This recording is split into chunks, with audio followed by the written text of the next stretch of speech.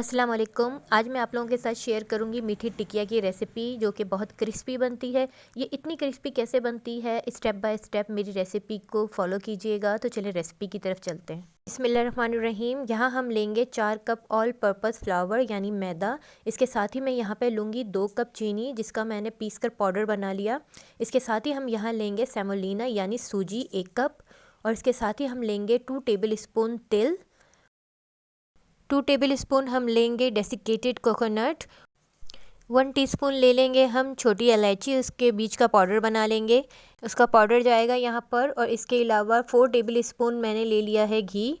और अब इन तमाम तर चीज़ों को हम अच्छे से मिक्स करेंगे हाथों की मदद से। बहुत अच्छे से घी को तमाम तर मैदे में अच्छी तरह से आप इस तरह से अच्छी तरह से मिक्स कर लें ताकि तमाम तर चीज़ें आपस में बहुत अच्छे से मिक्स हो जाएं इस तरह से। अब यहाँ पर हमें चाहिए होगा 1 कप वार्म मिल्क यानी कि हल्का नीम गर्म हमें दूध चाहिए होगा। फ्रिज का लगा ठंडा दूध बिल्कुल भी मत लीजिएगा, यह एहतियात कीजिएगा।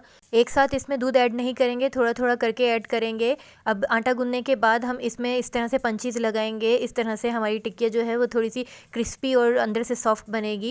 4 से 5 मिनट आटे को अच्छी तरह से गूंदने के बाद अब फ़ौरन से टिक्कियाँ बनाना स्टार्ट नहीं करेंगे, बल्कि इसे रख देंगे किसी बॉल में रेस्ट देने के लिए। और इसके ऊपर की लेयर में इस तरह से ग्रीस कर लें ताकि ये ऊपर से ड्राई ना हो आटा। अब 20 मिनट्स के लिए रेस्ट देने के लिए रख दें। 20 मिनट्स के बाद मैंने उसमें से गूंदा हुआ हाफ़ आटा ले लिया। अब इसे बेलना स्टार्ट करेंगे।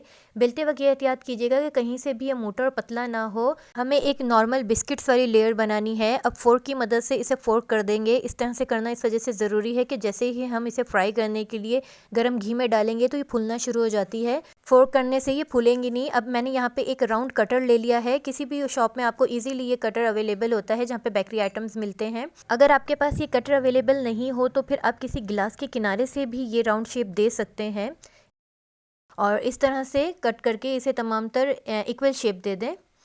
यहाँ से आटा रिमूव कर देंगे। अब एक फ्राइंग पैन में मैंने इतना घी लिया है ताकि हमारी ये जो टिकिया है वो डीप फ्राई हो। पहले एक छोटा पीस डालकर चेक करेंगे कि घी कितना गर्म है। घी इतना गर्म है कि अब हम टिकिया डाल सकते हैं। स्टार्ट में हम फ्लेम को बिल्कुल लो मीडियम रखेंगे।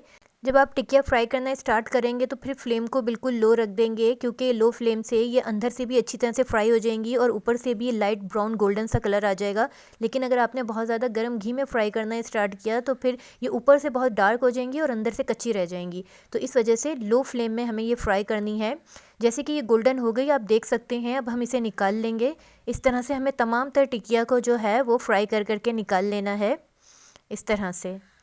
और अगर आप इसे चेक करें तो ये बहुत ही क्रिस्पी बनी है। मैं आपको तोड़कर दिखाती हूँ, आपको अंदाज़ा होगा देखकर कि बहुत जिस तरह से बिस्किट्स होते हैं उस तरह से इसका क्रिस्प आया है।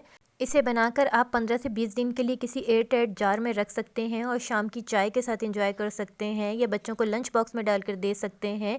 ट्राई करके बताइए कि आपकी ये मीठी टिकिया की रेसिपी कैसी बनी, और मेरे चैनल को लाइक शेयर सब्सक्राइब करना ना भूलें। अल्लाह हाफ़िज़।